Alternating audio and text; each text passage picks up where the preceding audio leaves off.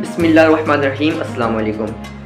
جب سے دنیا بنی ہے اس کا دستور رہا ہے کہ جب بھی کوئی شخص کامیابی کے راستے میں آگے بڑھتا ہوا نظر آتا ہے تو پیچھے رہ جانے والے ناکام حاسدین اس کی ٹانگیں پکڑ کر کھینچنے کی کوشش کرتے ہیں۔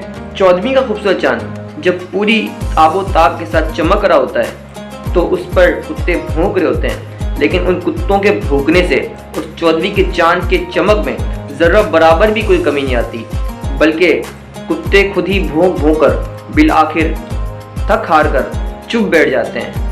ناظرین، آپ دیکھ رہے ہیں چینل محمد فیضان اتاری کا پروگرام ایکسپوز دا فیک، اور میں ہوں آپ کا ہوسٹ محمد فیضان اتاری۔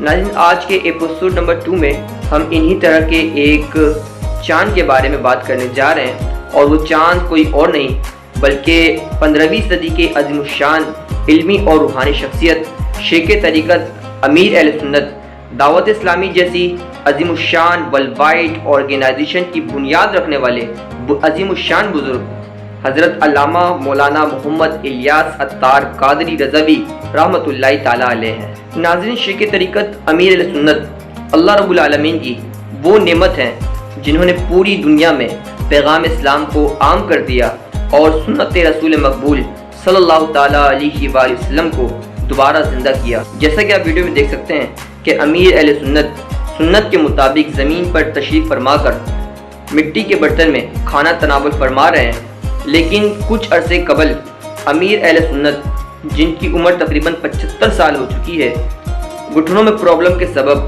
ڈاکٹرز نے انہیں زمین پر نہ بیٹھنے کا مشورہ دیا اور عرض کیا کہ نماز بھی کرسی میں بیٹھ کر ادا فرمائیں، لیکن قربان جائیں اللہ رب العالمین کے ان عظیم ولی پر جنہوں نے اس تکلیف کے عالم میں بھی پہلے مفتیان کرام سے مشورہ لیا، اور تمام مفتیان کرام نے امیر اہل سنت کو کرسی میں بیٹھ کر نماز پڑھنے اور کھانا کھانے کا اور زمین پر نہ بیٹھنے کا مشورہ دیا۔ اس بات کو عام سے عام اور ان پڑھ آدمی بھی سمجھ سکتا ہے کہ جس آدمی کے گھٹنوں میں پرابلم ہو جائے اس کے لیے زمین پر بیٹھنا آسان نہیں ہوتا۔ ایسی صورت میں انسان کو مجبوراً کرسی استعمال کرنا ہی پڑتا ہے۔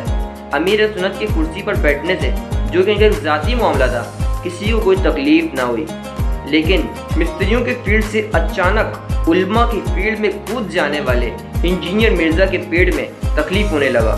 آئیے سنتے ہیں سب سے پہلے اس کی بکواس، اس کے بعد چلیں گے آگے۔ دیکھا پچھلے دنوں ان کے گھٹنے جواب دے گئے تو کرسی پہ بیٹھ کے وہ نا کھانا کھا رہے ہیں۔ کرسی میز پہ بیٹھ کر کھانا یہ انگریزوں کا طریقہ ہے۔ ہاں، یہ یہود و نصارہ کی مشابہت ہے۔ کرسی میز پہ بیٹھ کر کھانا یہ انگریزوں کا طریقہ ہے۔ ہاں، یہ یہود و نصارہ کی مشابہت ہے۔ جی تو ناظرین، یہ ویڈیو تو آپ نے دیکھ لی، اب بڑھتے ہیں نیکسٹ ویڈیو کی جانب، جس میں انجینئر مرزا خود کرسی میز پر بیٹھ کر کھانا کھا رہا ہے۔ کرسی میز پہ بیٹھ کر کھانا یہ انگریزوں کا طریقہ ہے۔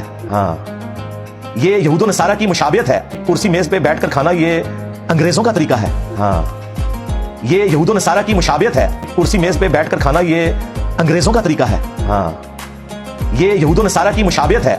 ناظرین، ویڈیو تو آپ لوگوں نے دیکھ لی، آپ لوگوں کو میں چند باتیں بتاتا چلوں کہ امیر اہل سنت تو زمین پر بیٹھ کر نہیں کھا سکتے، کیونکہ ان کی عمر جو 75 ایئرس ہو چکی ہے، اور ڈاکٹرز نے ان کو زمین پر بیٹھنے سے میڈیکل ایشو پر انہوں نے زمین پر بیٹھنے سے منع کیا ہے۔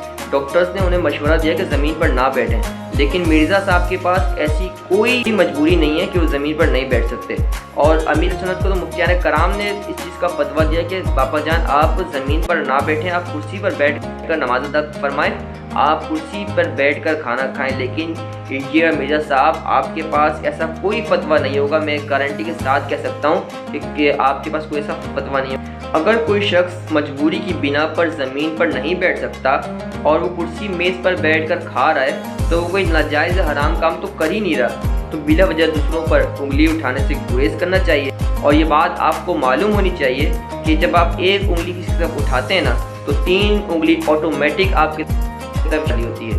تو پلیز دوسروں کے پر انگلی اٹھانے سے بہتر ہے پہلے اپنے گریبان میں جھانکیں، اور کوئی بات بری لگی ہو تو میں معذرت کا طلبگار۔ ناظرین، آپ کو ویڈیو کیسی لگی کمنٹ باکس میں ضرور بتائیے گا، اور اگر ابھی تک آپ نے ہمارے چینل کو فالو نہیں کیا تو پلیز فالو لازمی کر لیں تاکہ نیکسٹ آنے والی ویڈیو آپ کو آسانی سے مل سکے۔ ملتے ہیں نیکسٹ ایپیسوڈ میں، جب تک کے لیے رکھیے گا اپنا بہت سارا خیال۔